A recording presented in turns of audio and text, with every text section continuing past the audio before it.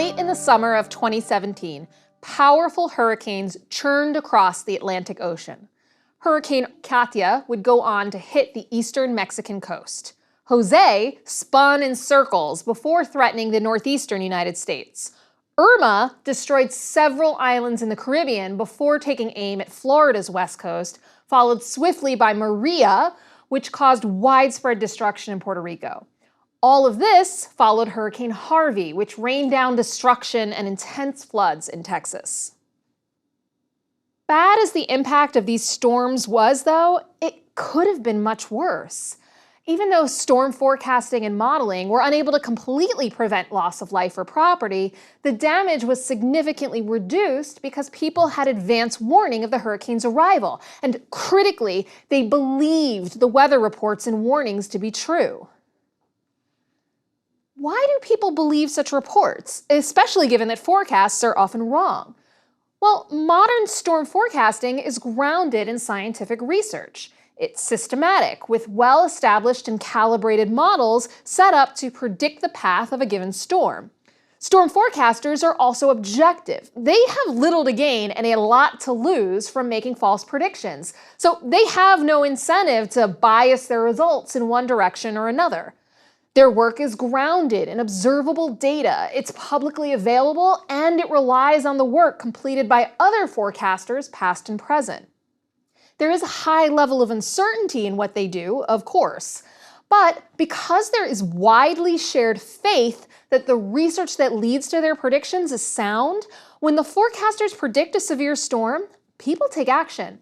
Governors declare states of emergency, people board up their houses or evacuate, and relief agencies get ready. Let's consider a related issue where trust in researchers is not so easily given. One enormous topic of debate in the United States in the early 21st century has been climate change. The potential effects of an increase in average global temperatures, such as rising sea levels and, yes, more intense storm activity, is a mainstay in discussions about public policy. So are the different responses a city or a country can have to a changing climate. What is fascinating is the disagreement over whether that shift in temperatures is even happening at all. You may have heard the statement that 97% of scientists agree that climate change is a real man-made problem.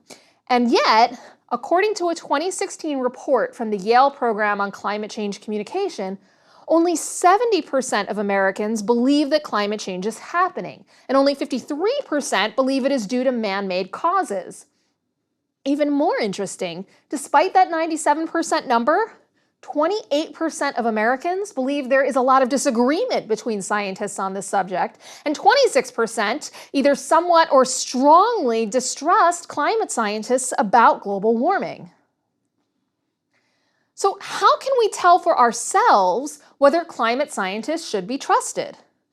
Ironically, the distrust of climate research and the perceived disagreement amongst climate scientists occurs in part as a result of trusting others to evaluate information for us. For example, maybe you are watching the Sunday morning talk shows on cable news and there's a discussion on climate change. It's pretty typical for such a debate to feature one person basing their position on the idea that climate change is real and man-made, and another who is skeptical. That creates the impression that the divide is 50-50, even if it's really 97-3.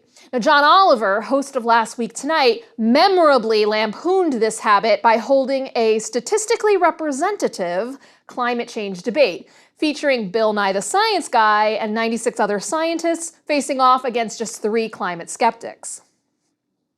But there's no way to evaluate research properly.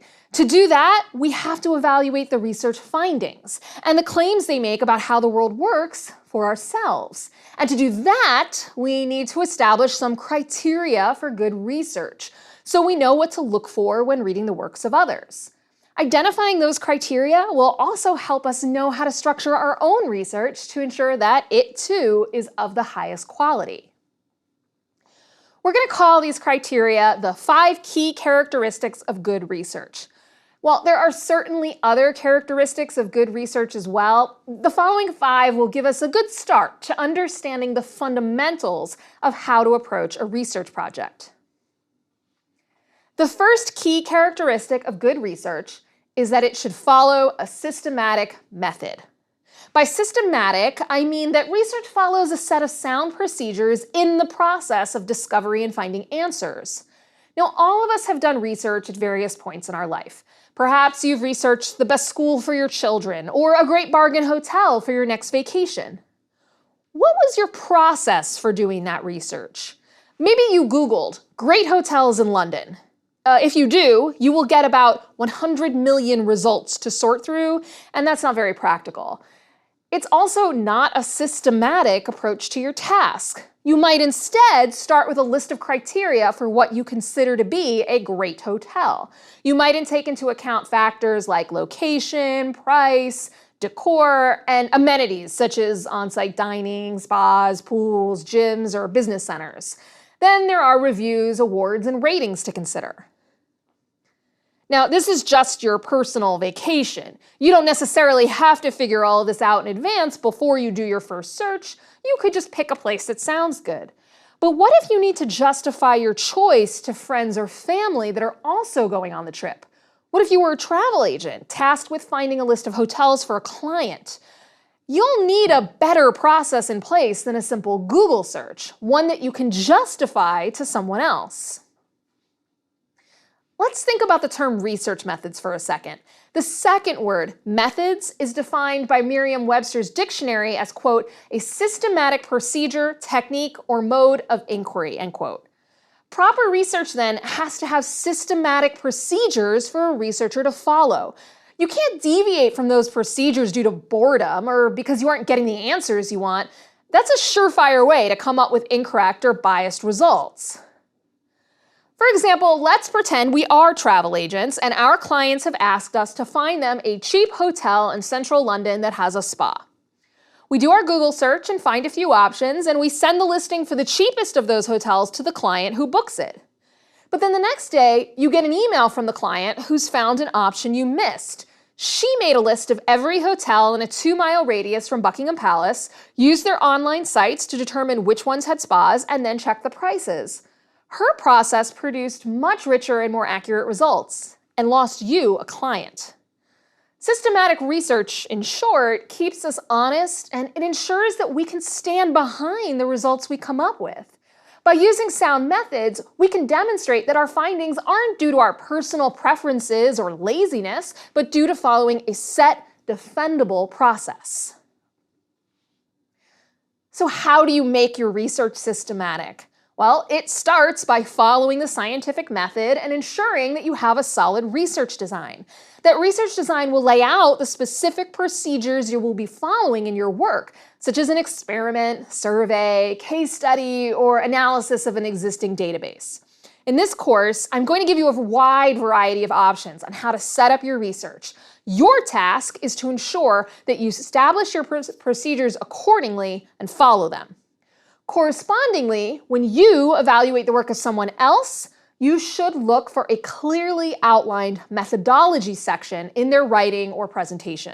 That methodology section is where a researcher explains the process they followed to get to their results. If there's no discussion of the methodology, or if it seems very haphazard, then this is a sign that the research wasn't conducted systematically and probably doesn't deserve your trust. That requirement to be systematic should be comforting. Consider that when people want to reassure others that they're not crazy, they often paraphrase Shakespeare by saying, "There's method in my madness." Research can be a maddening process, but knowing we have systematic method to what we do is a big help. The second key characteristic of good research is objectivity. Researchers must be neutral towards their study and remain objective throughout the research process.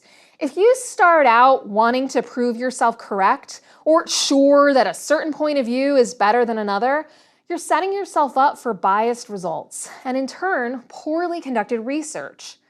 Everyone is entitled to their opinion, but research isn't about opinions. Sometimes we get results we don't like. We have to be open to that. The reason is that research can be seen as a quest for truth. To the extent that an objective truth exists, a highly debatable prospect itself, that is what we seek. We're looking to find out the answer to a research question by observing the world around us. It's fine to start out with a guess as to what that answer is, but you must be open to the idea that your guess is wrong. In fact, one kind of research known as hypothesis testing aims at vigorously testing hypotheses in an attempt to prove them wrong. If you challenge your guess at every turn and it still holds up, then you can have some level of confidence that it might be correct. But if you go in with an idea of an answer and then either subject it to weak tests or, worse, look for evidence proving it correct, you're not conducting research. You're cherry-picking data to support your biases or to make yourself look good. And that is not good research. So our quest is not to prove our ideas right, but to figure out answers to questions about how the world works. Only by aiming for objectivity can we achieve this. Let's return to our travel agent example. Imagine that you really love the Four Seasons Hotel in London. Your client tasks you the same as before. Find the cheapest hotel with a spa. You do a search, but you push the Four Seasons on her. It's not the cheapest, but you talk up its other amenities to try to convince her. Sensing your bias, she ends up going with another agent who's more honest about the variety of options in central London. Your work can't be trusted because it's driven by subjective preferences rather than objective results. You wouldn't hesitate to evaluate the research of others in the same way. It's the smart thing to do. You should pay attention to any conflicts of interest that researchers might have. If they're affiliated with a think tank or company or other agent, consider what impact that might have on their work. Their jobs and income might depend on producing a certain set of results, and this should be suspect. Now, they certainly can still produce objective work, but you need to know about their potential biases so you can judge for yourself. The researcher should disclose any potential conflicts of interest so you can evaluate their methods and results with this in mind. Another thing to look for is charged language.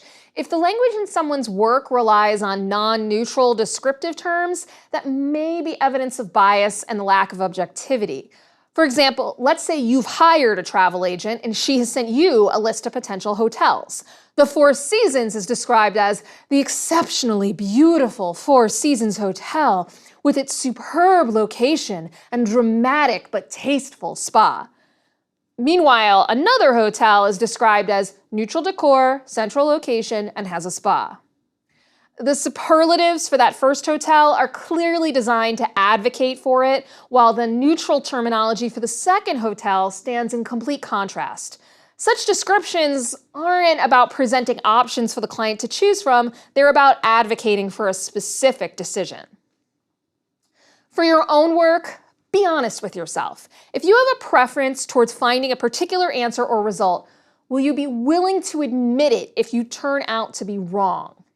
If the answer is no, this might not be the best project for you. Starting out by trying to prove your ideas correct is probably going to lead to results that no one will trust. So it's best to focus on a question or project of great interest to you, but where you're neutral towards the eventual findings or answer. The third key characteristic of good research is that it is empirical. By empirical, we mean that our evidence is grounded in observations and data. Research, fundamentally, is based on what we can observe in the world, not what we hope or wish to be true about the world. Our findings and conclusions must be based on an analysis of data that, to the greatest extent possible, represents an objective observation of the world around us. Now, this isn't always easy. Some things we might want to observe, we simply can't. We can't travel back in time, for example, to witness the signing of Magna Carta or the building of the pyramids. Other times, human or technological failings prevent us from getting completely accurate observations. Instruments can fail, camera angles can be off, and human memory can be faulty or limited in perspective.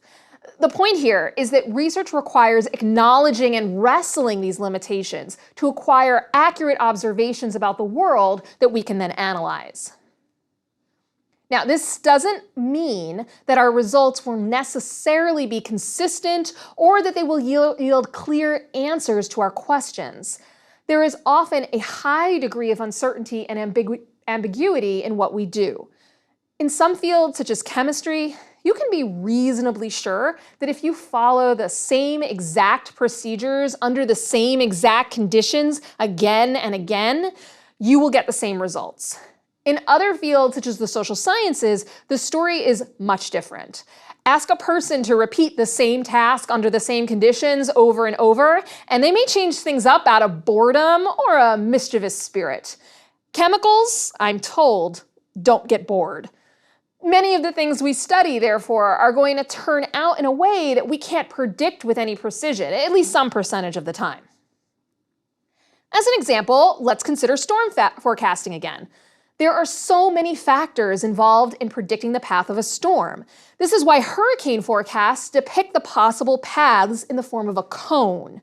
The cone represents the dozens of different paths that the hurricane might take while still narrowing them down to provide helpful information on the storm's general direction. So take Hurricane Irma. 4 days before the storm hit Florida in early September 2017, the news media's focus was on the heavily populated cities of Miami and Fort Lauderdale on the state's East Coast. The storm ended up going up the West Coast instead. But both coasts had been within forecasters' cone of possible landfall. And the East Coast still experienced extensive storm surge and winds, so the preparations that people there made in response to the news reports weren't for nothing. Just because the data can't give us a definitive 100% foolproof answer doesn't mean that the research isn't accurate or useful. The fourth key characteristic of good research is that it is cumulative. It builds on what other researchers have already discovered, and it helps build a scientific consensus. Look, research, it's an incremental process. We tend to want to answer the big questions entirely by ourselves. But to do research well, we usually need to start small and work collaboratively with other experts. You can think of research in any particular area as a giant jigsaw puzzle. Each research project is one puzzle piece, and the large puzzle itself, once complete, will show us the big answers to our questions about the world. If you don't know what other pieces are out there, you won't know where to put yours. And we can put the puzzle together much faster if lots of people are working on it at once, confirming that the pieces do in fact fit together as each person thought. Well, that does depend. I know some people who are terrible at putting together puzzles. The metaphor only gets us so far. Our point is that research requires us to assess, critique, and build on previous work. As we'll discuss separately in greater detail, if you don't acknowledge and build on earlier findings, your work won't be taken seriously. It is fine to critique or reject the work that has come before, but you still need to know it so that your audience knows how to situate your work with the other research they've read. And it's only by replicating and confirming previously published work that we can really come to a consensus about how the world works. A single study is not enough. Remember earlier when we talked about how 97% of climate scientists argue that climate change is real and man-made? One of the grounds for that claim is a 2013 study of peer-reviewed articles that took a position on global warming. The study evaluated the abstracts of almost 12,000 articles written by 29,000 authors and published in 1,980 journals. Of those that took a position on anthropogenic global warming, 97.1% endorsed the scientific consensus. This is part of what we mean by cumulative work. A single paper study claiming that global warming or climate change is real and man-made wouldn't necessarily convince anyone to take action on such a complex global issue. But knowing that 12,000 articles claim this, that is a much more persuasive claim. Our fifth and final key characteristic of good research is transparency. We need to be open and transparent about all aspects of our research. The systematic methods we follow, any conflicts of interest, the empirical nature of our data, and how the work builds on and relates to other findings. Typically, this entails writing up our specific methodology and making our data available to others. This lets other researchers replicate our results. They can take our data, follow our procedures, and should be able to come up with the same findings that we did. This keeps us honest as researchers and lets others have more confidence in our work. Consider the story of Michael LaCour. In 2014, LaCour was a graduate student in political science at UCLA, and he published an article in the journal Science. The article was entitled, quote, "When Contact Changes Minds, an experiment on transmission of support for gay equality," end quote. And it was co-authored with Columbia University's Dr. Donald Green. This article challenged conventional wisdom on the subject of political canvassing. Previous research had questioned whether going door to door and talking to voters about an issue made any long-term difference in their political beliefs. The study by LaCour and Green challenged that. It found that when gay canvassers talked with voters, the voters' beliefs tended to change, and those changes persisted through follow-ups with the same voters weeks and months later. The study was widely covered in the media and influenced policy and practice on this issue. LaCour was touted as an upcoming star in the field, and he received an offer of a position as an assistant professor at Princeton University. So all was going well for LaCour until May 19, 2015, when several of LaCour's graduate student colleagues published a challenge to this study. The data, they said, was falsified. In their efforts to replicate the study, they found no evidence to suggest that the data reported by LaCour and Green had ever actually been collected in the first place. The scandal rocked the political science world, with accusations flying left and right over how much of the study might be fabricated, whether Green was really aware of what work Michael LaCour had done and hadn't done, and why the study's findings had been so widely publicized in the first place. The journal Science retracted the article, and LaCour lost his position at Princeton.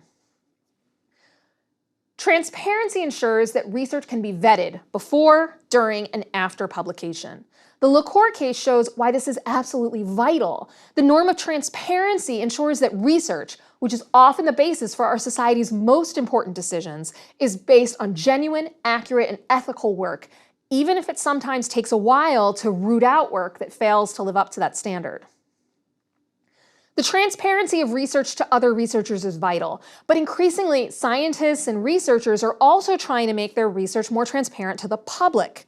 Most academic papers contain all kinds of jargon that can only be deciphered by those with a PhD, and the right PhD at that. Academics and scientists generally aren't trained to write for outside audiences, which is why they often get accused of occupying an ivory tower, isolated from the general public and only talking to themselves. And when others try to communicate their work for them, the nuances can get lost in translation. This particular problem is captured in a cartoon about the science news cycle from Piled Higher and Deeper, an online comic series about graduate school. In it, a scientist publishes a finding that's quite limited in its scope. It's a correlation that only exists under certain conditions and parameters, and even then, it is not 100% certain. By the time his publication makes its way through PR offices, news stations, and social media, though, all of its careful nuance is gone, and whatever the scientist discovered, it is 100% guaranteed to kill you. And yet, as illustrated by the policy debates surrounding global warming, researchers have to think about how to communicate their findings, not only to their peers, but to all interested and affected parties. True transparency requires that. So, those are the 5 key characteristics of good research. Again, there are other important qualities of sound research as well. What's expected may vary depending on your field, project, or methodology. But the characteristics that we've just considered can be reasonably applied to most fields. Let's return now to a question that I touched on earlier and take a more thorough look at it. How can you determine whether research has been done well or not? Well, here are some pointers. First, make sure that the author has consistently and accurately cited his sources of evidence. If the study attributes an asserted fact to what some people say, but provides no quotations or citations, the author might be making an assumption rather than reporting a general finding. If the author refers to a study or an expert's opinion, there should be some kind of citation, even just a website or link that lets you read the original source.